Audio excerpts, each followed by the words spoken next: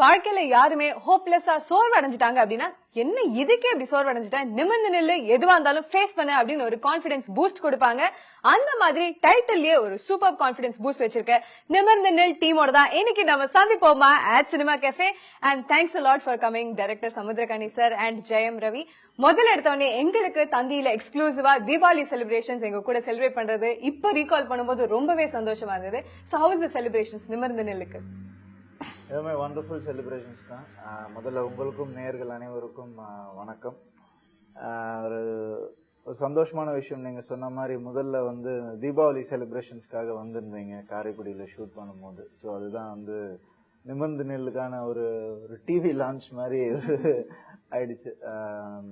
ரொம்ப ரொம்ப சந்தோஷமா இருக்கு. இந்த படம் ரிலீஸ் ஆகி இவ்வளவு சக்சஸ்ஃபுல்லா இருக்குது வந்து உண்மையாவே நான் முதல்ல படத்துல நடிக்கிறதுக்கே ரொம்ப பெருமையா இருந்துச்சு. ஸ்கிரிப்ட் கேட்ட உடனே பார்க்கும் போது அந்த ஒரு பெருமையை தாண்டின ஒரு விஷயமாவே இருந்துச்சு. ரிலீஸ் ஆகி சக்சஸ்ஃபுல்லா போகும்போது அதுக்கான மகிழ்ச்சிக்கான அளவே இல்லை. ஏன்னா அந்த அளவுக்கு நானும் கணியனும் எங்க டீம்ல வந்து அவ்வளவு எல்லாருமே அவ்வளவு ஹார்ட் ஒர்க் போட்டிருக்கோம். ஸோ ரொம்ப ரொம்ப சந்தோஷமா இருக்கு. Super man. சமுத்திரகனி சார், நீங்க சொல்லுங்க, காஸ்டிங் அப்படின்னு வரும்போது முதல்ல ஒரு டுவெல் ரோல் இருந்ததுல, அது எப்படி நம்ம ஜெயம் ரவி கரெக்டா செட் ஆகுது ரெண்டு ஏஜ் குரூப் அப்படின்னு நினைச்சீங்க? தெரிஞ்சது செட் ஆகாது பண்ணுவாரு. என்னன்னா எனக்கு ரொம்ப கியூட்டா அந்த அரவிந்த் சாமி ரொம்ப கியூட்டா வேணும். அது தம்பிக்கிட்ட ஏற்கனவே இருக்கு. அந்த ரஃப் வந்து தம்பிக்கிட்ட வந்து கொண்டு வந்துட முடியும் அப்படின்ற ஒரு நம்பிக்கை இருந்தது. நான் நினைச்சதை விட அளவே இல்லை அந்த அந்த கேரக்டர். நேத்து எங்க குருஜி கேட்டாங்க, என்னன்னா அந்த அந்த கேரக்டருக்கு வெயிட் சாலிடா இருக்கும் அந்த கேரக்டர். அதுதான் என்ன சொன்னாங்க, அந்த கேரக்டருக்கு என்ன எவ்வளவு எப்படி அப்படின்னாங்க. அது என்னன்னா நான் நார்மலா செட்டுக்குள்ள வரும்போது அந்த பாடி தெரியாது எனக்கு. அந்த ரெடி அப்படின்னா அந்த கெட்ட போட்டுட்டா ஏதோ ஒரு பிரீத் எடுப்பாரு, எடுத்தா அது பாடி அப்படியே பெருசாயிடும். பெருசானா அது வந்து அது நமக்குள்ள இருந்து வரணும். உள்ள இருந்து வந்தால்தான் அந்த எனர்ஜி ஃபேஸ்ல கிடைக்கும். அது வந்து கடவுள் கொடுத்த வரம் தான். அது ஒவ்வொரு எல்லா நடிகர்களுக்கும் கிடைச்சிடாது. அது நான் பார்த்ததுல ஒரு 2-3 பேருக்கு அந்த மாதிரி எனர்ஜி இருக்கு. ரொம்ப சந்தோஷம். அப்படியே தெலுங்குல பண்ணாரு நானி. அவருக்கு டோட்டலா பார்த்தா தம்பிக்கு இவ்வளவுதான் இருப்பாரு அவரு. அந்த செகண்ட் கெட்டப்னு வரும்போது எப்படியோ ஒரு அரை உயரமா தெரியும் எனக்கு. என்ன அப்படின்னு பார்த்தா என்ன பண்ணுவான்னு தெரியாது, அப்படி வந்து நிப்பான். அது அப்புறம் என் தம்பி சசி, நான் ஒர்க் பண்ண 3 பேருமே தங்கங்கள் தான். எனக்கு 3 பேரும் அப்படி அமைஞ்சாங்க. நான் என்ன வேணும்னாலும் அவங்க கிட்ட இருந்து எடுத்துக்கலான்ற மாதிரி இருந்தது. அதே மாதிரி அண்ணன் செஞ்சா அதுல ஒரு நியாயம் இருக்கும். அண்ணன் வந்து தேவையில்லாம நம்மளை டிஸ்டர்ப் பண்ண மாட்டான் அப்படின்றதும் அவங்களுக்கும் தெரியும். அப்படிதான் முதல் படம் நான் உன்னைச்சா நடந்தேன் பண்ணும்போது வெங்கட் பிரபு அப்படிதான் இருந்தான். அட்டியெல்லாம் அப்படி விழும். அங்க ஃபைட்லாம் ரியல் ஃபைட்டா தான் எடுத்தோம் அந்த டைம்ல எல்லாம். அந்த ரா வேணும் அப்படின்னா நீங்க என்ன வேணாலும் பண்ணுங்க நான் வரேனே அப்படின்னு சொல்லிதான் வருவான். தம்பி வெங்கட்டா இருக்கட்டும், ஆனா அவர் தான் எனக்கு முதல் ஹீரோ. அதுக்கப்புறம் சசி, தம்பி எல்லாருமே எனக்கு அப்படிதான் அமைஞ்சாங்க. அதனால அது எனக்கும் அவங்களுக்குமான ஒரு முதல் கேள்வியிலேயே வந்து அந்த காலத்துல இருந்து ஆரம்பிச்சு எந்த ஹீரோவையும் விட்டு கொடுக்காம பேசிட்டீங்க. அண்ட் அந்த ஒரு ஆட்டிடியூட் சேஞ்ச் ஓவர் சார் இவ்வளவு சொல்றாருன்னா இப்படி கொண்டு வந்தீங்க ரவி? இல்ல, ஆக்சுவலா வந்து கண்ணியனை வந்து முதல்ல இந்த கதை சொன்னப்போ டுவெல் ரோல் இந்த மாதிரி சொல்லிட்டாரு. எனக்கு ரொம்ப பிடிச்சி போச்சு. திடீர்னு ஒரு நாள் போன் பண்ணி அந்த 2வது கேரக்டர் ரெட்டி கேரக்டர் வந்து 45 இயர்ஸ் ஓல்டா பண்ணிக்கலாமா அப்படின்னாரு. என்ன திடீர்னு இப்படி சொல்றீங்க, ஷூட்டிங் நெருங்குது, உங்ககிட்ட தான் திடீர்னு சொல்றேன், என் மைண்ட்ல ஃபுல்லா பிக்ஸ் ஆயிடுச்சு, நீங்க எதுவும் பண்ண வேணாம், நேர கிளம்பி வா போறோம் அப்படின்னு சொன்னாரு. நான் பாத்துக்கிறேன். சோ அவர் ஒரு கால்குலேட்டிவா ஒரு கேரக்டர் ஆல்ரெடி பிக்ஸ் பண்ணி வச்சிருந்தாரு மைண்ட்ல. நான் அதை வெறும் எனாக்ட் தான் பண்ணேன் அப்படின்னு தான் சொல்லணும். நான் அந்த ரெட்டி கேரக்டர் பாத்தீங்கன்னா ஒரு மேனரிசம் அப்படி கடிக்கிற மாதிரியே இருப்பாரு. எப்ப பார்த்தாலும் அப்படியே கண்டிப்பாரு, அப்படியே எது வந்தாலும் தின்ற மாதிரியே பார்ப்போம். அப்படி ஒரு லுக்கு. அதுல நிறைய, அதாவது 100% இல்ல, அதுல ஒரு 200% உண்மையும் தன்னம்பிக்கையும் இருக்கும். நீங்க பாத்தீங்கன்னா அது வந்து ஒரு பொண்ணை அவன் கட்டி பிடிச்சி அப்படி தூக்குனா கூட அதுல விரசம் இருக்காது, அதுல பாசம் தான் இருக்கும். பாக்குறவங்க பார்வை தான் வேறையா இருக்குமே தவிர அவருடைய பிஹேவியர்ஸ் நான் சொல்றேன் அல்ற மாதிரி வா அப்படிமே. எதுல யாராவது விலைக்கு ஓடிடும், வரும்போது அப்படி வா அப்படின்னு. நீங்க இப்படி எல்லாம் சொல்லும் போது வார்த்தைகள் யூஸ் பண்ணும்போது அவுட் ஆஃப் தி ஆர்டினரி கண்டிப்பா அந்த ஆட்டிடியூட் உள்ள இருந்து வரது யாருக்கா இருந்தாலும். சோ இந்த மாதிரி எப்படி ப்ரெப் பண்ணுவாரு உங்களை சீன்ஸ்க்கு?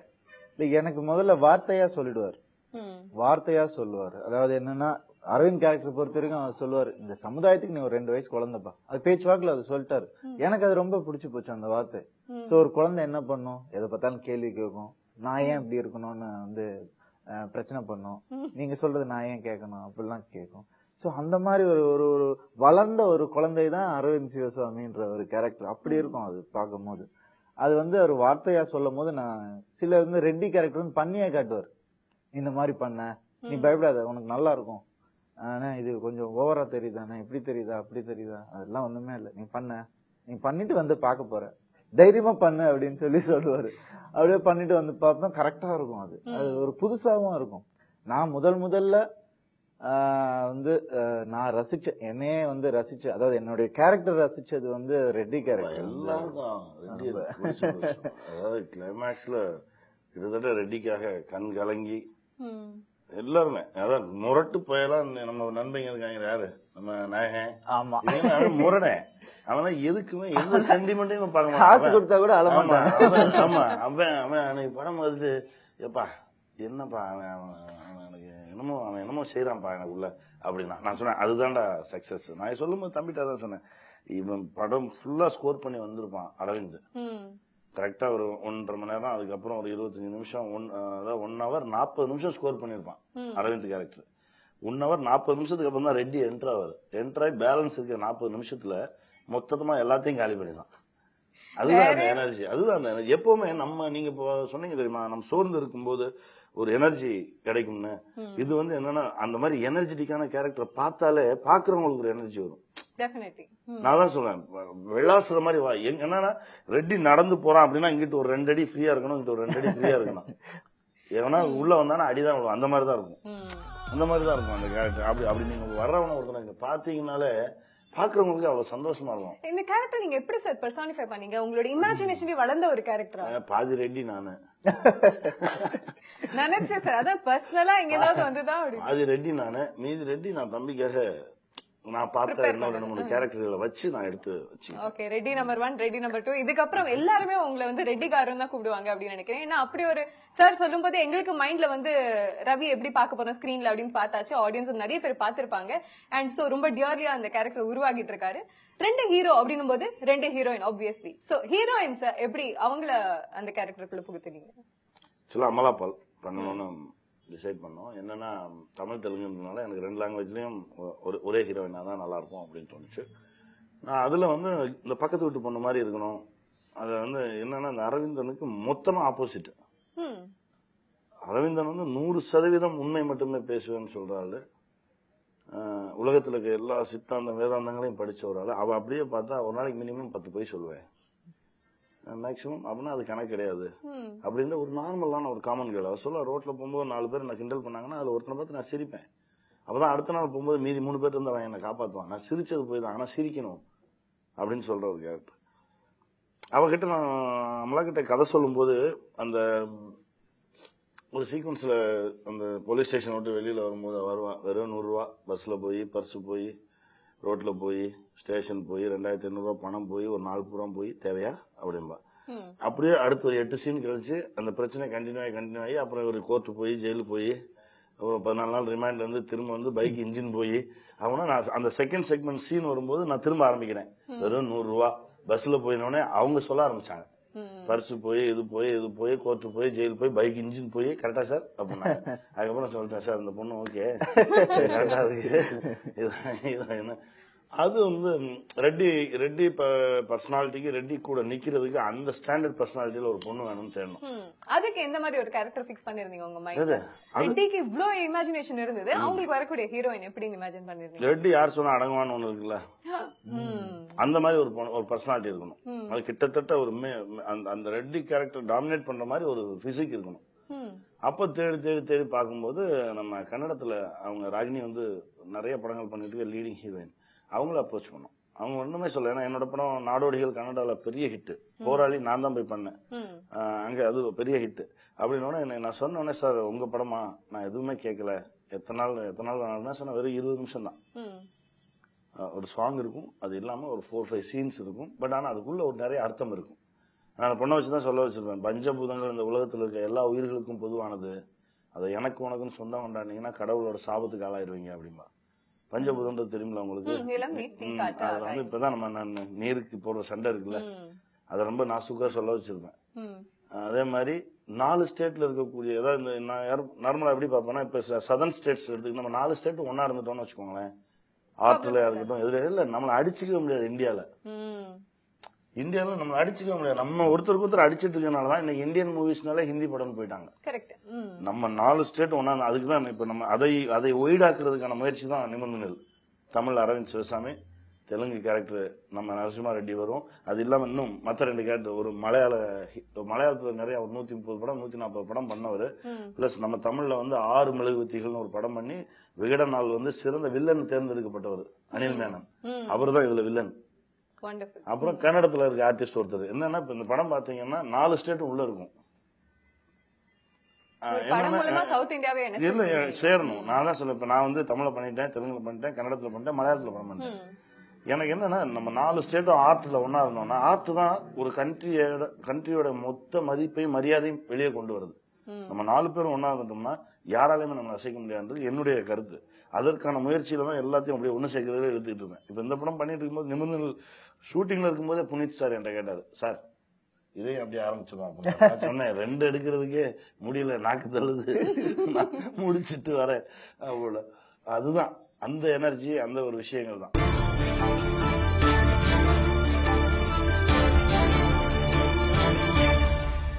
ஸ்டார்டிங் வித் மீடியா, ஒரு சினிமா பேசிக்கான ஒரு விஷயம் ஆடியன்ஸ்ல ஒண்ணா இருக்கும். அதுதான் கதையில சொல்லிருப்பேன்.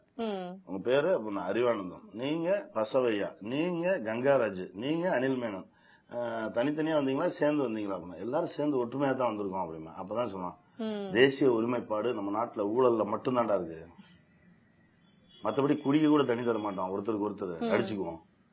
என்னன்னா கரப்ஷன்ல ஒன்னா இருக்கும், நல்ல விஷயத்துல ஒன்னாயிட்டோம்னு வச்சுக்கோங்களேன் எங்கேயோ இருக்கும். Super sir. இந்த மாதிரி கருத்துக்கள் உங்க படத்துல நிறைய விஷயத்தை வெளிக்கொண்டு வருது. எதனால சொசைட்டிய முன்னோடியா வச்சு சொசைட்டிக்காக படங்கள் எடுக்கணும் அப்படின்னு யாராவது ஒருத்தர் சொல்ல வேணாமா?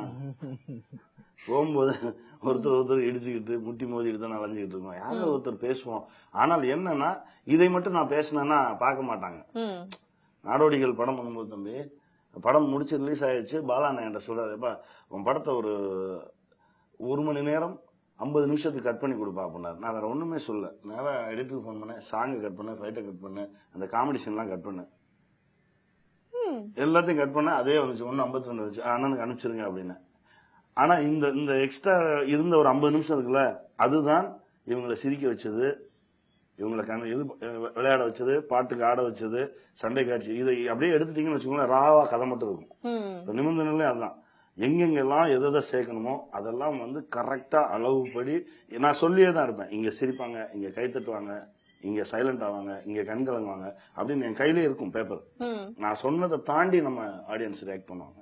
சோ நீங்க பொதுவா தமிழ் சினிமாவில இந்த காமெடியோ, இந்த பாட்டோ, இந்த தேவையில்லாத ஃபைட்டோ லேக் அப்படின்னு நினைக்கிறீங்களா? இல்ல அதுவும் ஒரு செல்லிங் ஏஜென்ட் கிடையாது. இப்ப நீங்க பாத்தீங்கன்னா அது கதைக்கு சப்போர்ட் பண்ணணும், அவ்வளவுதான். இப்ப நான் ஃபர்ஸ்ட் சாங் எடுக்கும்போது நான் என்னன்னா லவ் சொல்லிடுவா அந்த பொண்ணு, அது ரொம்ப ரொம்ப வித்தியாசமா லவ் சொல்ல வச்சிருந்தேன். எனக்கு அதுதான் ரொம்ப பிடிச்சது. உன்னை மாதிரி வாழ்றது ரொம்ப கஷ்டம், அட்லீஸ்ட் உன் கூடயாவது வாழலாமேம்பா, அவ்வளவுதான். அதுக்கு ரியாக்ட் பண்ணுவாரு. ரியாக்ட் பண்ணதுக்கு அப்புறம் கிட்ட வாயன்னு கூப்பிடுவான், நான் வரமாட்டேன், அப்ப நான் வரேன் அப்படின்பா சாங் ஸ்டார்ட் ஆகும். அங்க ஒரு 3 மாசம் 4 மாசம் அவங்க வாழ்ந்ததுக்கான அவங்களுடைய டிராவல் இருக்கும். அதுல சாங்ன்றது சும்மா கிடையாது. ஒரு சில நேரத்துல வேற வழியே இல்லாம என்னன்னா இப்ப இந்த கமர்ஷியல் அப்படின்னு ஒரு தாக்கத்துக்குள்ள எனக்கு என்னன்னா என் படம் பெருசா ஓடணும், அதுக்குள்ள நான் சொன்ன கருத்து அங்க சிரிப்பாங்க தியேட்டர்ல, ஆனா வீட்டுக்கு போய் உட்காரும் போதுதான் யோசிப்பாங்க, இல்லையே இந்த இடத்துல ஒண்ணு சொன்னானே, இந்த இடத்துல ஒண்ணு சொன்னானே. அதுதான் என்னுடைய வெற்றி. நான் வைப்பேன். நான் கண்டிப்பா நாடோடிகள் தான் மாறினேன். ஏன்னா உன்னை சரணன் எடுத்தாச்சு, 4 அவார்டு கிடைச்சிருச்சு, எல்லாமே கிடைச்சிருச்சு, காசு வரல. என்ன அது அப்படின்னு சொல்லி யோசிச்சவரை இல்லையே இதெல்லாம் தேவைப்படுதோ, திரும்ப கத்துக்கிட்டு எடுக்க ஆரம்பிச்சதான். இவங்களுக்கு என்ன தேவையோ அதை கொடுத்துருங்க, அதுக்குள்ள நம்ம கருத்தை சொல்லிருங்க, நம்ம சொல்ல வர ஆசையை சொல்லிருங்க அப்படிதான். சோ ஒரு செல்லிங் ஏஜென்ட்டா பாக்குறீங்களா நீங்க அந்த சாங்? என்னால் படம் எடுக்கக்கூடிய ப்ரொடியூசர் நஷ்டமா கூடாது. அந்த ஒரு நல்ல எண்ணமும் கூட, சொசைட்டிக்கு நல்ல எண்ணம் சொல்றது கூட கண்டிப்பா. நீங்க நல்ல விஷயம் சொல்லணும், இதெல்லாம் சேர்ந்து சொன்னாதான். True, very true. Okay. And Jayam Ravi, உங்களோட டுவல் ரோல்ல பாக்குறது எங்களுக்கு புதுசு கிடையாது. இதுக்கு முந்தின படத்துலயே நீங்க dual role, totally different roles பண்ணிருக்கீங்க. How was this different you personally? நீங்க ஒரு ஆக்டரா ஸ்கிரீன்ல பண்ணும்போது எப்படி டிஃபரெண்டா ஃபீல் பண்ணீங்க? இல்ல கண்டிப்பா டிஃபரெண்ட் தான், அது பேசிக்காவே டிஃபரெண்ட் தான். ஏன்னா ரணியனை வந்து எனக்கு சொல்லும் போதே வந்து ஒரு ஸ்கிரிப்ட் நான் மைண்ட்ல வச்சிருக்கேன், ஆனா அது டுவெல் ரோல் உனக்கு ஓகே அப்படின்னு கேட்டார். ஏன்னா அப்படி கேக்குறீங்க, இல்ல இப்பதான் நீ பண்ணிருக்க உனக்கு ஓகேயா, உன்னால முடியுமான்ற மாதிரி கேட்டார். உனக்கு ஏத்துக்க முடியுமா அதை இமிடியேட்டா பண்றது, நீங்க வேற கிடைக்கிறதே கஷ்டம் கொடுங்க அப்படின்னு சொல்லி உடனே இதை ஆரம்பிப்போம்னு சொல்லி பண்ணதுதான். சோ எந்த அளவுக்கு மத்த படத்துல இருந்து வித்தியாசம்ன்றது என்ன நினைக்கிறேன்னா, அது ஒரு 2 படமா நினைச்சுதான் நான் பண்ணேன், வேற ஒண்ணுமே ஒரே படமாவே நினைக்கல. 2 கேரக்டர், 2 டோட்டல் ரியாலிட்டி, வேற வேற டைமென்ஷன், அப்படிதான் நினைச்சு பண்ணேன். அதுல ஒரு அழகான ஒரு விஷயம் என்னன்னா, ரெண்டும் ஒரு மாதிரி கோயின்சைட் ஆகும் ஒரு பாயிண்ட்ல 2 கேரக்டரும். அது வந்து 2 படமா தெரியாது பார்க்கும்போது. அழகா இந்த அரவிந்த் கேரக்டர் வந்து 2, 3, 4 அப்படி வந்துட்டே இருக்கும், கொஞ்சம் கொஞ்சமா தெரிஞ்சுக்கிட்டு வந்துட்டே இருக்கும். அங்க வந்து ரெட்டி கேரக்டர் 10ல இருந்து 9, 8, 9 கவுண்ட் டவுன் ஆகி ஒரு பாயிண்ட்ல 2 பேரும் மீட் பண்ணி அங்க ஒரு நியாயமும் அங்க ஒரு விஷயமும் பிறக்கும். அதுதான் வந்து படத்துல ரொம்ப முக்கியமா எனக்கு தெரிஞ்ச ரொம்ப முக்கியமான ஒரு விஷயம். சோ அது எனக்கு ரொம்ப அப்படியே ஃப்ரெஷ்ஷா இருந்தது, கேட்கும் போதே ரொம்ப ஃப்ரெஷ்ஷா இருந்துச்சு. இவன் வேற தெரிஞ்சுட்டு வரான், அவன் வேற தெரிஞ்சுட்டு வரான், 2 ஆரோ இப்படி சேரும் போது அங்க என்ன நடக்குது அப்படின்றதுதான் ஒரு எக்ஸ்ப்ளோஷன். அந்த மீட்டிங் பாயிண்ட் தான். பயங்கரமா இருக்கு, அது ரொம்ப அழகா ஒர்க் அவுட் ஆயிருக்கு. ஏன்னா நிறைய டுவெல் ரோல் பிலிம்ல மீனிங்லெஸ்ஸா இருக்கும் சில விஷயங்கள், நம்ம நிறைய பார்த்திருக்கோம். சிலது ரொம்ப எக்ஸ்ட்ராடினரியா இருக்கும். அந்த மாதிரி ஒரு விஷயம் தான் இது வந்து அத வந்து நியூவெஸ்டா சொல்லியிருக்கோம் அப்படின்றதுதான் புதுமை. ஓகே, நீங்க கேட்டீங்களா இப்ப வந்து ரெட்டி காரு வந்து ஒருத்தருக்கு அடங்குறாங்க அப்படின்னா அந்த மாதிரியான ஒரு ஹீரோயின். ரெட்டில பாதி நம்ம சமுத்திரக்கனி சார் யார் சொன்னா கேட்பாரு, நீங்க கேட்டிருக்கீங்களா? இல்ல, அது வந்து ஒரு ப்ரொடக்ஷன் பாய் கூட சொன்னா கூட கேக்குற ஒரு ஆள் தான் அவரு. ஏன்னா நியாயத்தை யார் சொன்னாலும் வந்து நியாயமா இது இருந்துச்சுன்னா ஒத்துப்பாரு அவர்.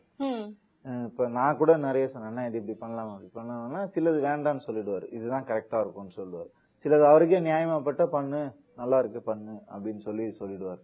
சோ அதனால எந்த ஒரு ஈகோவும் இல்லாத ஒரு மனிதர் தான் அவரு. சோ இவங்க தான் சொன்னாதான் கேட்பாங்க, எனக்கு தெரிஞ்சு பாலச்சந்தர் சார் சொன்னா உடனே கேட்பாரு, அது மட்டும் எனக்கு நல்லா தெரியும். பட் மத்தபடி அது கரெக்டா இருந்தா நிச்சயமா கேட்பாரு. சூப்பர். அண்ட் மீடியா அப்படிங்கறத உங்களை பொறுத்த வரைக்கும் எப்படி மாறணும் அப்படின்னு நினைக்கிறீங்க? இப்ப சினிமா அப்படிங்கறது ஒரு டைப் ஆஃப் மீடியா, எக்ஸ்போஷர் கிடைக்குது ஆடியன்ஸ்க்கு இது மூலமா. இதை நீங்க வந்து சொசைட்டிக்கு நிறைய விஷயங்கள் எடுத்து சொல்லிருக்கீங்க. இதுக்கப்புறம் எப்படி மாறணும், இதுல மாற்றங்கள் தேவையா? சொல்லிருக்கேன், அது மாதிரி மீடியா இருந்துச்சுன்னா நீங்க உடைச்சு சொன்னா இன்னும் உங்களோட டயலாக்ஸ்ல நிறைய மறைமுகமா பிரச்சனையின் உச்சம் மொத்த இந்தியாவே கவனிச்சுக்கிட்டு இருக்கு இந்த பிரச்சனைய. அது எக்ஸ்க்ளூசிவா ஒரே ஒரு சேனல் தான் டெலிகாஸ்ட் பண்ண போகுது அப்படின்ற மாதிரி ஒரு ஏரியா கொண்டு வந்து நிப்பாட்டிருக்கேன். கோபிநாத் தான் அந்த ரோல் பண்ணியிருந்தான். கோபிநாத்துக்கு இதை விட சிறப்பா நான் வந்து சொல்லிட்டேன், திரும்ப ஏதாவது ஆகாத மாமா சித்தப்பான்னு கூட்டு போயிட போறாங்க, அண்ணன் போயிடாது அப்படின்னு சொல்லி கொண்டு வந்து நிறுத்திடுவேன். நிறுத்தும் போது பார்த்தா எம்டி, சேனலோட எம்டி பேசுவார், I will support you, go ahead மாதிரி உடனே தேங்க்யூ சார் அப்படின்னு சொல்லி இப்படி வெளியே வரும்போது கடகடன்னு ஒரு பர்சன் உள்ள வரும். சார் என்ன 10 செகண்ட் ஆடுக்கு 25 லட்சம் தான் தரேன்றாங்க, 10 நிமிஷம் ஆடு போட்டா போதும், பல கோடி சம்பாதிச்சிடலாம், புக் பண்ணவா அப்படிமா. கலை நிகழ்ச்சியா காட்டுறோம் காசு சம்பாதிக்கிறதுக்கு, இது வலிடா போ அப்படின்பார். அப்படி இருந்துட்டாங்கன்னா அப்படி இருக்கும். ஏன்னா அதுல காட்டியிருக்காங்க ஒரு மீடியா பர்சனா மீடியா நினைச்சா என்ன செய்ய முடியும்னு எல்லாத்தையும் பிரேக் பண்ணிருக்கேன். ஏன்னா நம்ம வீட்டுக்குள்ள போயிட்டோம். அங்க வீட்டுக்குள்ள வந்து வயசு வித்தியாசமும் கிடையாது, 2 வயசு குழந்தையில இருந்து 90 வயசு ஆள் வரைக்கும் அந்த இத்தனை பேருக்குமான ரெஸ்பான்சிபிலிட்டியா இருக்கணும். அதுதான் என்னோட ஆசை. இப்ப சொசைட்டில மிகப்பெரிய பிரெவலண்டா இருக்கக்கூடிய ப்ராப்ளம், அதை வந்து நம்ம தெளிவுபடுத்த வேண்டிய ஒரு ப்ராப்ளம் அப்படின்னா என்னன்னு சொல்லுவீங்க? நம்மளோட திங்கிங், நம்ம தான் பிரச்சனையே. நம்ம சரி பண்ணிக்கிட்டோம்னா இந்த உலகம் தானா சரியாயிடும். இதுதான் நிமிர்ந்தனோட டேக் லைன். உன்னை நீ சரி செய்து கொள், உலகம் தானாக சரியாகிடும். நம்ம சொசைட்டியை தப்புனோம் இல்ல அடுத்தவன் தப்புனோம், அவன் தப்பு இவன் தப்புன்னு சொல்லியே நம்ம பண்ற தப்பெல்லாம் நியாயப்படுத்திட்டு இருப்போம். நம்ம தான் தப்பு. நம்ம முகத்தை கண்ணாடியில பார்க்கும்போது நம்ம நேர்மையா இருக்கோம், நம்ம யாருக்காகவும் நம்ம கரப்ட் ஆகல அப்படின்ற ஒரு கான்பிடன்ஸ்ல நம்ம தினம் இறங்கி வந்து நின்னோம்னா இந்த உலகம் சொர்க்கமா இருக்கும். Super sir, wonderful. அண்ட் இவ்வளவு விஷயங்கள், பலமான ஸ்ட்ராங்கான விஷயங்கள் அழகா ஒரு படம் மூலமா சொல்லியிருக்கீங்க. அண்ட் படத்துல, உங்களுடைய படத்துல எஸ்பெஷலி நீங்களும் சொல்லிருக்கீங்க வயலன்ஸ் அப்படிங்கறது உங்களுக்கு பிடிக்காத ஒரு விஷயம், ரொம்ப ஹைலைட்டா பண்ணி காமிக்க மாட்டேன் அப்படின்ட்டு. பட் இந்த படத்தை பொறுத்த வரைக்கும் என்ன சொல்லுவீங்க? இந்த படத்துல கூட நான் கத்தி குத்து ஷார்ட்லாம் இருக்கும், ஆனா குத்துறத காட்டினதே இல்ல. ரியாக்ஷன் முகத்துல தான் வச்சு. நான் தான் சொன்னேன் தம்பிட்ட, நான் வெறும் விரல வச்சு நான் குத்துவேன், அது ரியாக்ட் பண்ணுவேன். அதுதானே தவிர என்னன்னா அந்த இன்டென்ஸ் தான் ஆடியன்ஸுக்கு தெரியணும். நான் கொடுக்குற சவுண்ட் தான் இருக்கும், சராங்க சவுண்ட் வரும், மொத்த பேரும் பென்ட்ராப்பா இருப்பாங்க. அப்படிதான் இருக்குமே தவிர ரொம்ப அதை வச்சுக்கிட்டு நம்ம அது அந்த ஏரியா எனக்கு உடன்பாடு இருக்கு. அதனால ரொம்ப இன்டென்சிவா. அதே மாதிரி பாத்தீங்கன்னா சிகரெட்டு கையில வச்சிருக்க மாதிரி அடிக்கிற மாதிரி நான் காட்ட மாட்டேன். ஏன்னா தேவைப்பட்டது ஒரு இடத்துல, அதுக்காக மட்டும்தான் ஒரு ஷாட். மற்ற இடத்துல எல்லாம் பாத்தீங்கன்னா புகை மட்டும்தான் வரும். அதே மாதிரி குடிக்கிற சீன் இருக்காது, ஆனா குடிச்ச மாதிரி ஒருத்தன் பேசிட்டு இருப்பான். அது எல்லாமே நம்ம ஆடியன்ஸ் நிறைய பாத்துட்டாங்க. பாவம், அவன் சிகரெட் அடிக்கிறது, தம் அடிக்கிறது, தண்ணி அடிக்கிறதையும் வச்சு எடுக்கணும் அப்படின்றதுலாம் எனக்கு உடன்பாடு. நான் இதுதான் சொல்ல போறேன் அப்படின்றது எவ்வளவு தூரம் பின்புலத்துல அதை வச்சுக்கிட்டு அதுக்கான ரியாக்ஷனை முன்னாடி வச்சுக்கிட்டு எடுக்கணும் அப்படின்னு தான் பார்ப்பேன். சூப்பர். அண்ட் ரவி, நீங்க சொல்லுங்க, உங்களுக்கு சமுத்திரக்கனி சார் கிட்ட பிடிச்ச ஒரு விஷயம் அப்படின்னா இது? 2 விஷயம் பிடிக்கும். ஒன்னு வந்து ஒரு ரொம்ப ஃப்ரெண்ட்லியான பர்சன், அது எனக்கு ரொம்ப பிடிக்கும். இன்னொன்னு ஃப்ரெண்டுக்காக எது வேணா செய்யக்கூடிய ஒருத்தர். அதுதான் ரெண்டுமே அந்த ஃப்ரெண்ட்ஷிப். ஏன்னா அவர் படங்களே அப்படிதான், ஏதாவது ஒரு விஷயம் ஃப்ரெண்ட்ஷிப், யாருக்காவது ஹெல்ப் பண்ணிட்டே இருப்பாங்க அவர் படத்துல. அந்த மாதிரி இருந்தாலே ஒருத்தருக்கு ஒருத்தர் கை கொடுத்தாலே போதும். ஒருத்தர் கை பிடிச்சு இன்னொருத்தர் போயிடலாம், அவன் இன்னொருத்தர் கை கொடுப்பான். அந்த மாதிரிதான் இருக்கு. சோ அந்த வகையில எனக்கு அது ரொம்ப பிடிக்கும். அவர் நிறைய பேர் வந்து சொல்லியிருக்காங்க, அவரை பத்தி முன்னாடியே சொல்லியிருக்காங்க, ரொம்ப வேல்யூ கொடுப்பாரு ஃப்ரெண்ட்ஷிப்புக்குன்னு. இன்னொன்னு என்னன்னா, ஆர்டிஸ்ட கஷ்டப்படுத்தவே மாட்டார். 10 டேக் ஆச்சா, வரலையா, 20 டேக் பண்ணுவோம், அப்பவும் வரலையா, நாளைக்கு பண்ணுவோம் அப்படின்னு வரும். இது வரலையேன்னு ஒரு அசிங்கப்படுத்துறதோ, என்ன இப்படி பண்றீங்க, டென்ஷன் ஆகுறதோ, அதெல்லாம் எதுவுமே இருக்காது. சோ அந்த மாதிரி வந்து ஆர்டிஸ்ட் கிட்ட இருந்து எப்படி அழகா வேலை வாங்கலான்றது. இவ்வளவோ கஷ்டப்பட்டிருக்கோம் இந்த படத்துல, ஆனா ஒரு நாள் கூட கஷ்டத்தை உணர்ந்ததே இல்லை. நான் அன்னைக்கு வந்து படுத்தா நிம்மதியா தூக்கம் வரும். அந்த மாதிரி தான் ஷூட்டிங் முடிச்சுட்டு வந்தா நல்ல ஒரு வேலை பண்ணிருக்கோம்ன்ற நிம்மதியா ஒரு சிரிச்சுக்கிட்டே தான் வேலை செய்வோம். அந்த ஒரு ரொம்ப அது வந்து சைக்கலாஜிக்கலா நல்லா இருக்கும். எனக்கு ரொம்ப பிடிக்கும். அது அப்படிதான் இருக்கணும்னு எனக்கு தோணும். அந்த மாதிரியான ஒரு பர்சனாலிட்டி தான். சூப்பர். அண்ட் நீங்க சொன்ன மாதிரி ஃப்ரெண்ட்ஷிப்க்கு ரொம்பவே இம்பார்ட்டன்ஸ் கொடுக்கக்கூடியவர். நம்ம வந்து சொசைட்டிக்கு நீங்க எப்படி இம்பார்ட்டன்ஸ் கொடுக்குறீங்கன்றத பத்தி பேசிட்டோம். அடுத்ததா தொடர்ந்து ஃப்ரெண்ட்ஷிப்பை பத்தி பேசுவோம். சமுத்திரக்கனி சார் கிட்ட நிறைய क्वेश्चंस இருக்கு.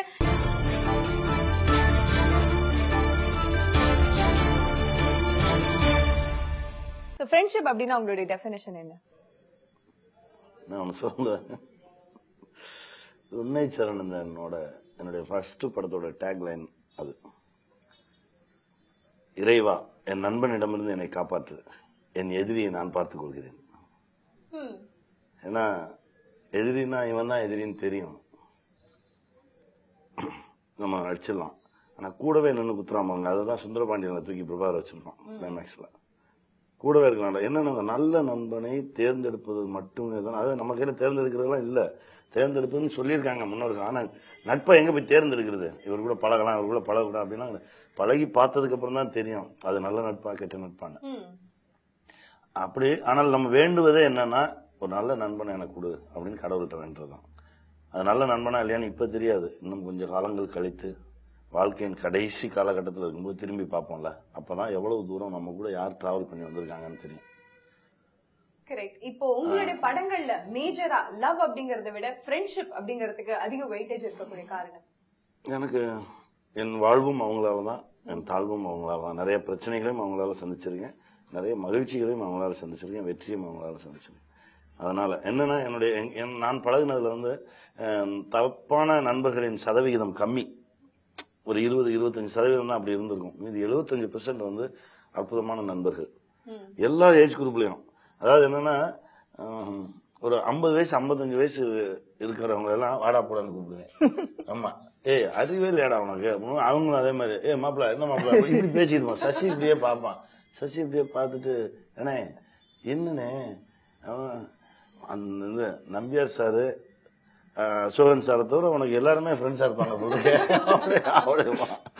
என்னன்னா அப்படிதான் பழகும். அதாவது கீழே எந்த செட்டுக்கு போனாலும் அங்க என் நண்பன் ஒருத்தர் இருப்பான். நீங்க அதே மாதிரி எந்த இடத்துல என்னை போய் விட்டுருங்க, அங்க என் நண்பன் ஒருத்தர் இருப்பான். அதே மாதிரி நான் இப்ப சட்டக்கல்லூரியில் படிக்கும்போது அந்த 140 நண்பர்கள்னா அந்த 140 நண்பர்களுக்கும் 140 நண்பர்களையும் இணைக்கிற ஒரு நண்பர் இருக்கான். அவன் தான் என்கிட்ட சொல்லுவான், குமரன் அவன் பேரு, திருவண்ணாமலையில இருக்கான். அவன் தான் என்கிட்ட சொல்லுவான், எப்பா எங்க இருக்க, எப்பா நான் விழுப்புரம் வழியா கிராஸ் பண்றேன் அப்படிமா. ஒண்ணும் இல்ல, அந்த ஹைவேல நம்ம இவன் இருக்கான்ல, நம்ம ராஜேஷ் வந்து உனக்கு பிரியாணி வாங்கி வச்சிருக்கான், நீ அப்படியே போற வழியில வாங்கிட்டு போயிரு, அப்படியே விழுப்புரம் முடிச்சு நீ அந்த எந்த ரூட்ல போற, அங்கே சரவணன் வருவான். இப்படி என்னன்னா அப்படி சொல்லுவாங்க. அதனால நான் இப்ப மொத்த தமிழ்நாடு மட்டும் இல்ல, 4 ஸ்டேட்லயுமே எனக்கு நண்பர்கள் இருக்காங்க. நான் எங்க வேணாலும் போவேன். என் நண்பர்கள் அவ்வளவு பெரிய வட்டம் இருக்கு எனக்கு. நண்பர்கள் இருந்தா கூடவே ஒரு ஓவர் கான்ஃபிடன்ஸ் இருக்கும் அப்படின்னு சொல்லலாமா? ஓவர் கான்பிடன்ஸ் இல்ல, அது வந்து அதாவது நம்ம ரெடி மாதிரி இருப்போம். நிறைய நண்பர்கள் இருந்தா ரெடி மாதிரி இருக்கலாம். ஆமா, அப்படி ஃபீல் பண்ணலாம். என்னன்னா இப்ப நண்பர்கள்னா அவங்க மட்டும் கிடையாது. இப்ப தம்பினா முதல்ல வந்து நண்பனா ஆரம்பிக்கும், அப்புறம் தம்பி ஆயிடுவாங்க. இப்ப என்னன்னா எல்லாரும் பாண்டியராஜ் எடுத்துங்க, சுசீந்திரன் எடுத்துங்க, சசி எடுத்துங்க, தம்பி எடுத்துங்க, வெங்கட் பிரபு எடுத்துங்க, எல்லாம் முதல்ல அப்படி நட்பா மெதுவா ஆரம்பிக்கும். அதுக்கப்புறம் அது அண்ணன் தம்பின்னு ஆகி, அப்புறம் அவங்க குடும்பத்துல ஒருத்தன் ஆகி, அது மாதிரி என்னன்னா இப்ப நண்பன் இவன் மட்டும், இப்ப இவன் தம்பி அப்படின்னா இவன் மட்டும் கிடையாது, இவன் சொந்தம் என் சொந்தம் தானே. எல்லாமே இவன் நண்பர்கள் என் நண்பர்கள். அதான் என் நண்பனின் நண்பன் எனக்கும் நண்பனேன்னு ஒரு டேக்லைன் வச்சிருந்தேன். அது அட்டாமிக் பாம் மாதிரி. நீங்க 100 ஃப்ரெண்ட் வச்சிருந்தீங்கன்னா போதும், அந்த 100க்கு 100 இருக்கும், அந்த 100க்கு 100 இருக்கும், அது போயிட்டே இருக்கும். அப்படிதான். அதனால நான் புதுசா ஒரு மனிதனை பார்த்தா கூட, நான் புதுசா இருக்காரு இவரை இப்படி பாக்குறதெல்லாம் கிடையாது. பார்த்த உடனே ஹோல் ஹார்ட்டடா அவர் சிரிச்சுவேன், கை கொடுத்துருவேன். ஏன்னா நம்ம சர்க்கிள்ல இருக்கக்கூடிய ஏதோ ஒரு ஃப்ரெண்டுக்கு அவர் ஃப்ரெண்டா இருப்பாரு. அவ்வளவுதான். அப்படிதான் பாக்குறது. உலகம் ரொம்ப சிறியதாக்கிட்டீங்க நீங்க எப்படி சொல்றீங்க? உண்மை. நம்ம தான் நினைச்சுக்கிட்டு இருக்கோம் பயங்கர பூதாகரமா. ஒண்ணுமே இல்ல, அழகான உலகத்துல வாழ்ந்துட்டு இருக்கோம். என்ன அதுல பிரச்சனைகளோடய வாழ்ந்துகிட்டு இருக்கோம். நண்பர்கள் இருந்தா அந்த பிரச்சனையெல்லாம் நண்பர்களோட இருந்தால், நட்பு இருந்தால் உங்களுக்கு ரொம்ப ஈஸியா இருக்கும். பயப்படவே வேண்டாம். நமக்கு 5 பைசா வேண்டாங்க. என்னை அப்படியே எதுவுமே இல்லாம என்னை விட்டீங்கன்னா கூட நான் இந்த உலகத்தில் உயிரோடு இருக்கும் வரை என்னை பாத்துக்கிறதுக்கு நண்பர்கள் இருக்காங்க. நான் அப்படியே டிராவல் பண்ணி போயிட்டு வந்தா போதும், அப்படியே சுத்திட்டு வர வேண்டியதான். Amazing sir. அண்ட் இது வந்து எதனால ஒரு பர்சனல் லைஃப்ல உங்களுக்கு அஃபெக்ட் ஆனதுனாலயா? லவ் விட லவ்ன்றீங்க, லவ்னா என்ன லவ் தெரியும், அது ஓகே. சினிமா அதை வச்சுங்க. நீங்க லவ்வை கொண்டு வந்து இதோட கமிட் பண்ண, இதோட ஒப்பிடாதீங்க. இது வேற, அது வேற. என்னன்னா லவ் அப்படின்னா சமுத்திரக்கனி சார்னுடைய டெஃபினிஷன் என்ன? லவ்னா லவ்.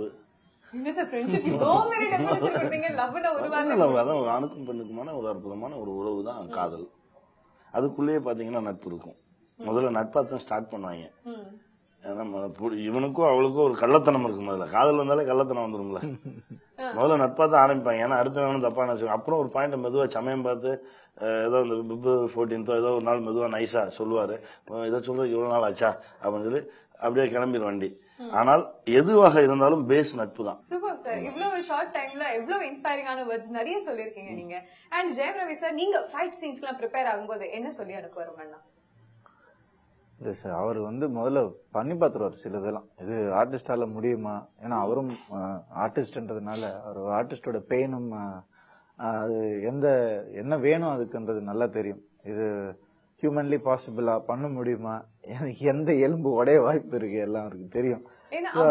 ரொம்ப கஷ்டமான சீன்ஸ் முதல்ல கொரியோகிராஃப் பண்ணுவாங்களா? ஆமாங்க, அடி வாங்குறது நானு, அடி கொடுக்கறது நானு. டியூவல் டபுள் ஆக்ஷன் ஃபைட் வந்து மொத்தமாவே எல்லாத்தையும் மறக்கடிச்சிருவாங்க. முன்னாடி மொத்த படத்தையும் மறந்துடணும். நான் எடுக்கும் போதே அதான் சொன்னேன். இந்த ஃபைட், இந்த சேசிங் அண்ட் ஃபைட் என்னன்னா, அந்த அரவிந்தன்றவன் முதல்ல வீட்டுக்கு தேடி வருவான். ரெட்டியா வீட்டுக்கு போய் பார்த்து பேசிடலான்னு வருவான், விட மாட்டாங்க. அப்புறம் என்ன எங்கேயோ தேடி பார்த்து முடியலன்னு தான் வந்து பின்பக்கமா வந்து இடிப்பான். அவரு ஒரு ஆம்புலன்ஸ்ல வந்து வருவான், இவர் ஒரு கார்ல போயிட்டு பாரு, வெஜிடோல போயிட்டு வந்து அடிச்ச அடியில அப்புறம் 2 பேருக்குமான சேசிங் அங்கிருந்தே ஸ்டார்ட் ஆயிரும். 2 பேருக்குமான ஃபைட் வரும்போது நான் என்ன சொன்னேன், இதுக்கு முன்னாடி எத்தனையோ டபுள் ஆக்ஷன் ஃபைட் வந்திருக்கு. இந்த ஃபைட்ல மேக்சிமம் 2 பேர் ஒரே ஃப்ரேம்ல இருக்கணும். அதுக்காக ஒரு பெரிய குழுவை கொண்டு வந்து உட்கார வச்சு நிறைய சிரத்தை எடுத்து, ஏன்னா அரவிந்தன் வச்சு நான் ஃபைட் எடுத்துட்டு ரெடியை வச்சு ஃபைட் எடுக்கிறதுக்கு 3 மாசம் ஆச்சு. இது ரெண்டையும் ஒன்னா சேர்த்து அந்த ஃபைட்டை பார்க்கும்போது அப்படியே, ஏன்னா நம்ம ஆடியன்ஸ் வந்து மிகப்பெரிய அறிவாளிகள். ஏன்னா எங்க தப்பு இருக்குன்றத கரெக்டா நமக்கே தெரியாத கண்டுபிடிச்சிருவாங்க. அதனால எல்லாத்தையுமே ஏன்னா இவங்க எவ்வளவு கூர்ந்து கவனிப்பாங்கன்னு தெரியும். அது எதுலயுமே அங்க எங்கேயுமே தப்பு தெரிஞ்சிடாத அளவுக்கு வேலை பார்க்கணும் அப்படின்னு சொல்லிதான் வேலை பார்த்தா அது வெற்றி. எல்லாருடைய இதுவும் அந்த அட்டென்ஷனும் அதுக்குள்ளே வந்து அந்த 5 நிமிஷம் ஃபைட்ல டோட்டலா பழசெல்லாம் மறந்துடுவாங்க. இது வந்து மெஸ்மரைஸ் ஆன மாதிரி ஆயிடும். ஏன்னா அந்த 5 நிமிஷம் ஒரு யோகா நிலைக்கு வந்துருவாங்க. நீங்க அதுக்கப்புறம் அவங்க கதை சொல்லும்போது அதெல்லாம் மீதி கதையை ஃபாலோ பண்ணிட்டு இதுக்கு முன்னாடி ஒண்ணு சொன்னானே அப்படின்னு யோசிக்க தோணும். அதுதான் திரும்ப திரும்ப ஆடியன்ஸை வர வைக்கிறது. சோ இந்த ஒரு டெக்னிக்ல ரெண்டு பேரும் ஈக்குவலி மேட்ச்ட். உங்களுக்கு பர்சனலா நீங்க யாரை சப்போர்ட் பண்ணுவீங்க? அரவிந்தனா தெரியல. ஒருத்தன் வந்து அநியாயத்துக்கு நல்லவன், இன்னொருத்தன் வந்து அநியாயத்துக்கு அநியாயமானவன். அதனால யாரை சப்போர்ட் பண்றது? தம்பி பாதி அரவிந்த் ஒரிஜினல் அதுதான் ரொம்ப பிடிக்கும். ரொம்ப அது என்னன்னா ஃப்ரெண்ட்ஷிப் தான் ஆரம்பிச்சது. அது வந்து எனக்கு வெங்கட் பிரபு ரொம்ப ஃப்ரெண்ட். எனக்கு அவருக்கும் இவருக்கும் நட்பு இருக்கு. ஃப்ரெண்டோட ஃப்ரெண்டு அப்பவே இவரை பத்தி நிறைய எனக்கு சொல்லியிருக்காப்ல வெங்கட் பிரபு. அப்புறம் நேர்ல மீட் பண்ணும் போது அவருடைய படங்கள் பார்க்கும் போது ஏதாவது ஒண்ணு தெரியும். இப்ப என்ன வந்து என் படங்கள் பார்த்து என்ன வந்து ஆடியன்ஸுக்கு பிடிக்குதுன்னா ஏதாவது ஒரு விஷயம், என்னோட குவாலிட்டி ஏதாவது ஒண்ணு அதுல இருக்கும். இவருடைய படங்கள்ல ஏதாவது ஒரு குவாலிட்டி அதுல இருக்கும். அதான் இவர் வந்து சொல்லுவாரு அடிக்கடி, என்னன்னா யாரோ பார்த்து சந்திச்சுக்கிறோம், முதல் தடவை சந்திச்சுக்கிறோம், ஒரு வைப்ரேஷன் கிரியேட் ஆகுது, ஒரு பாசிட்டிவ் வைப்ரேஷன் கிரியேட் ஆகுதுன்னா உங்க திங்கிங் ஒரே மாதிரி இருக்கும்னு பேசி பார்த்தா அது அப்படி இருக்கும். அது வந்து எனக்கு நிறைய தடவை சொல்லியிருக்கேன், நடந்திருக்கும் கூட. எனக்கு அந்த மாதிரி அவர் சொன்ன பிறகு தான் ஆமா கரெக்ட், எனக்கு இவரை ரொம்ப பிடிச்சது. ஏன்னா நாங்க எங்களுடைய திங்கிங் ஒரே மாதிரி இருக்கும். திங்கிங் ஒரே மாதிரி இருந்தாலும் ஒருத்தர் ஃபாலோ பண்ணிட்டு தான் அந்த பேசணும் பழகணுன்றதெல்லாம் கிடையாது. நம்ம அவங்கள பார்த்துருக்கணும், பேசணும் பழகணுன்றதெல்லாம் கிடையாது. நம்மளுடைய மனசு சுத்தமா ஒரு நல்ல ஒரு தாட்டோட இந்த ஒரு நல்ல ஒரு விஷயத்த செய்வோம் அப்படின்னு நம்ம திங்க் பண்ணிட்டு போனாலே அங்கங்க இருக்கிற நல்ல வேணாம் அதே தாட்ல இருக்கிறவன் ஒண்ணு சேரும். அதுதான் அதையும் நிமிர்ந்தனில் சொல்லியிருப்பேன். நீ உண்மையா இருந்துரு, அவன் தப்பு இவன் தப்புன்னு பார்த்து அதெல்லாம் பார்த்து நம்மளும் அந்த தப்பு தான் செய்யணுமோ அப்படின்னு செய்யாத. நீ உண்மையா இருந்தது. ஆனால் அங்கங்க ஒன்ன மாதிரி இருக்கான்ல, அவன் எல்லாமே உனக்கு சப்போர்ட் பண்ணுவான். அதுக்கு நீ அவனோட பேசியிருக்கணும் பழகி இருக்கணும்லாம் கிடையாது. சோ இப்ப நிமிர்ந்தனில்ல நிறைய டேக்லைன்ஸ் கொடுத்திருக்கீங்க. இந்த படத்துக்கான டேக்லைன்ஸ் எல்லாமே ஒரு விஷயங்களும் இந்த படத்துல சொல்லப்பட்டது ஒரு நட்சல்ல கொடுக்கணும் அப்படிங்கறதுக்காகவா? ஒரு படத்துக்கு இந்த படத்துக்கு எஸ்பெஷலி டேக்லைன் படம் கேட்கும். நான் நிமிர்ந்தனில் கதை பண்ண உடனே அப்படியே கதையெல்லாம் பண்ணியாச்சு. டேக்லைன் நான் முதல்ல டிசைட் பண்ண மாட்டேன். ஏன்னா டேக்லைன் 15 டேக்லைன் இருக்கும். நான் போராளிகள்லாம் நிறைய வச்சிருந்தேன். கடைசியா முடிவு பண்ணேன், மனிதன் சமூக வாழ்க்கையை மேற்கொண்டு விட்ட ஒரு மிருகம், அரிஸ்டாட்டில் சொல்லியிருந்தார். அதை லாஸ்டா டிசைட் பண்ணேன். இதுவும் அதே மாதிரி தான் நிறைய வச்சிருந்தேன், நிறைய வச்சு அப்படியே கிரிக்கிட்டே இருப்பேன். எனக்கு வந்து என்னன்னா எப்பவுமே பக்கத்துல ஒரு நோட் இருக்கும், பேட் இருக்கும், பென் இருக்கும். கார்ல போகும்போது வரும்போது சும்மா இருக்கும்போது எழுதிக்கிட்டே இருப்பேன். மனசுல வரதெல்லாம் எழுதிக்கிட்டே இருப்பேன். அதுல ஏதாவது ஒண்ணு லாக் ஆகும். இந்த படத்துக்கு அப்படி எந்த ஒரு சிச்சுவேஷனை நீங்க யோசிச்சது கரெக்டா செட் ஆகும்? நான் ஷூட்டிங்ல இருந்தேன். நம்ம பிளாட் ஷூட் பண்ணிருந்தோம்ல, பிளாட் ஷூட் பண்ணிட்டு இருக்கும்போது அப்படியே உட்கார்ந்துட்டே இருந்தேன். உட்கார்ந்து இருக்கும்போது ஒரு இது வரைக்கும் ஒரு ஸ்டாச்சு, அதான் படத்தோட ஃபர்ஸ்ட். நம்ம என்னன்னா இதுக்கு மேல லைவா இருக்கும் பாடி, இதுக்கு கீழே ஃபுல்லா ராக்கா இருக்கும். ஒருவன் தன்னைத்தானே செதுக்கிட்டு இருப்பான் அந்த ஸ்டாச்சு. அது கிடைச்சு அது பார்த்தேன். பார்த்த உடனே தான் அப்படியே வச்சுட்டு இருந்தேன். சரி கிடைச்சிச்சு டேக்லைன். சிலையும் நீயே சிற்பியும் நீயே, உன்னை நீ சரி செய்து கொள், உலகம் தானாக சரியாகிவிடும். அவங்க அன்னைக்குதான் அதை ஃப்ரீஸ் பண்ணும். சோ ரவி, உங்களுக்கு இந்த படத்துல பர்சனலி ஃபேவரட் ஒரு சீன் அப்படின்னா இந்த ஒரு சீன், அந்த ஃபைட் சீன் சொல்லக்கூடாது. இல்ல ஃபைட் சீன் வந்து ஆடியன்ஸ்க்கு தான் ஃபேவரட். நமக்கு ரொம்ப எவ்வளவு கஷ்டப்பட்டீங்க அப்படின்னு ஒரு ஃபிளாஷ்பேக். அதனால நான் அது ஃபேவரட்லாம் என்னைக்குமே சொல்ல மாட்டேன்.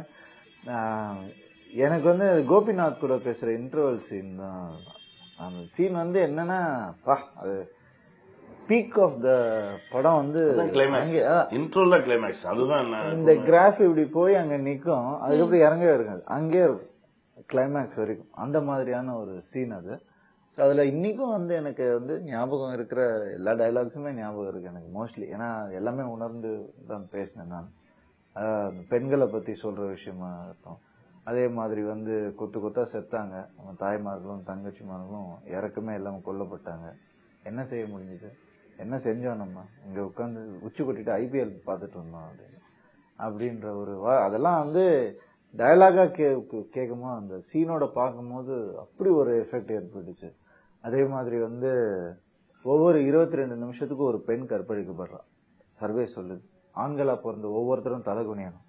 பெண்ணை விட ஆணை பலமா படிச்சதுக்கு காரணமே நாம அவங்களுக்கு பாதுகாப்பா இருக்கணும் தான், பலவந்தப்படுத்துறதுக்கு கிடையாது அப்படின்னு சொல்லிட்டே போலாம். இந்த மாதிரி எனக்கு எல்லா கிளைமேக்ஸ் டயலாக் ஃபுல் பேஜஸ் பேசினா பேசிட்டே போலாம்.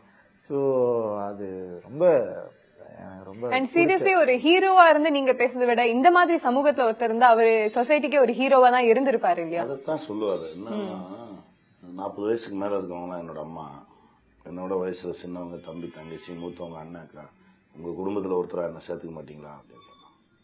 அந்த கேரக்டர்.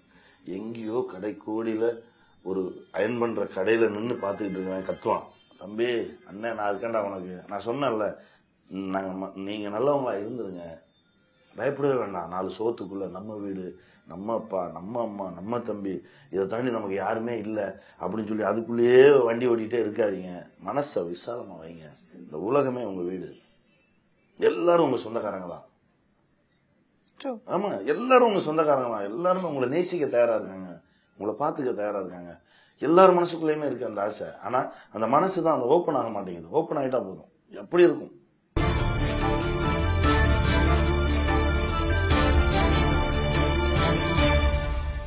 இந்த படத்துக்கு மியூசிக் பொறுத்த வரைக்கும் உங்களுடைய கமெண்ட்ஸ் as director? நல்ல சாங்ஸ், நல்லா என்ன வேணுமோ அதை எனக்கு கொடுத்தாரு. சோ பேக்ரவுண்ட் ஸ்கோர் தான் ஆர்ஆர் சொன்னேன். அது எப்படி தடம் இருக்குமே, எங்கேயுமே மூச்சே விட முடியாது. அதாவது நல்ல வாழைக்காய் வச்சுட்டுனா முதுகு பிடிக்கும் பத்தியா, அப்படியே இருப்பாங்க பார்க்கும்போது, படம் பார்க்கும்போது. ஏன்னா இங்கே இப்படியே தான் இருக்கணும், அப்படி இருக்கும் சவுண்ட். அதாவது இந்த சாங் வரும், கீதா வர்சஸ் ஒரு சாங் வரும், அது வரைக்கும் சும்மா ஜாகிங் போயிட்டு இருந்த ஸ்கிரீன் பிளே வந்து ரன்னிங் ஓடும். இந்த உலகத்தில் நீயா இருக்கணும்னா பெரும்போர் புரியணும்னு சொல்லி கிருஷ்ணர் வந்து அர்ஜுனன் சொன்னாங்க. பகவத்கீதையில சொன்ன அந்த விஷயத்தை எடுத்து இதுதான் தீம், கிருஷ்ணர் தான் எனக்கு தீம் கொடுத்தாரு, எனக்கு கீதையில இருந்து எடுத்த அந்த வரிகள் தான் தீம் சாங் இந்த படத்துக்கு. அவ்வளவு நிஜமா இருக்கும். அந்த சாங் டேக் ஆஃப் ஆகும்போது அப்படி ஜவ்வுன்னு இருக்கும். அதாவது அதுக்கு அர்த்தமே நமக்கு தெரியாது, சமஸ்கிருத வரிகள். நான் அதனாலதான் அங்க சமஸ்கிருதம் தான் இருக்கணும்னு வச்சேன். என்னன்னா இதுக்கு அர்த்தம் தெரியணும்னு முக்கியம் இல்ல, அந்த வார்த்தைக்கான வைப்ரேஷன் இருக்குல்ல, அந்த சவுண்டு, அது எல்லாத்தையும் ஏதோ ஒண்ணு பண்ணும் அப்படின்றதான், அந்த கான்பிடன்ஸ் தான் எனக்கு. சோ ஓப்பனிங்கே அப்படி ஒரு இது வைக்கும்போது, போராளியில கூட படம் ஆரம்பிக்கிறதுக்கு முன்னாடி அந்த டைட்டில் போடும்போது ஒருத்தர் காட்டுல ஓடிட்டே இருக்கிறாரு அப்படின்னும் போது அந்த மியூசிக் வரும்போது அது வேற ஒரு இடத்துல கொண்டு போய் அது எல்லாமே சைக்காலஜிக்கலா தான் ஓபன் பண்ணேன். அதாவது ரெட்டை குதிரையில ஆக்சுவலா என்னன்னா, படம் கதை சொல்லும் போது என்ன சொன்ன, குதிரை ஒண்ணும் ஓடுது. ஏன்னா குதிரை கனவுல வந்துச்சு அப்படின்னா, நீ தேங்கி நிக்கிற ஒரு இடத்துல எழுந்து ஓடு, உனக்கான வாழ்க்கை வேற ஒண்ணு இருக்கு அப்படின்றது சைக்காலஜி.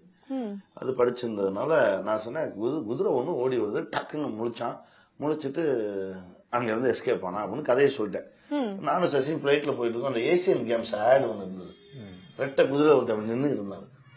நான் வந்து அதையே பார்த்துட்டே இருந்தேன், என் பக்கத்துலேயே உட்காந்து நல்லா இருக்குல்ல அப்படின்னா, இல்லடா ஓப்பனிங்ல இதே மாதிரி தாண்டா ரெட்டை குதிரை நீ தாண்டா நின்றுட்டு வர அப்படின்னா, ஏய்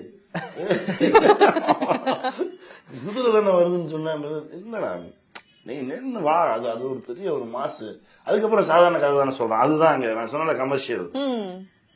இதுதான் வேணும். என்னன்னா படம் ஆரம்பிச்ச உடனே அப்படியே ஒரு நல்ல ஒயிட் ஸ்கிரீன்ல ஒரு குதிரை, ரெட்டை குதிரை வருது, ரெட்டை குதிரையில இந்த குதிரை முதுகுல ஒரு கால், இந்த குதிரை முதுகுல ஒரு கால் வச்சுட்டு ஒருத்தன் வந்துகிட்டு இருக்கான் அப்படின்னா எப்படி இருக்கும்.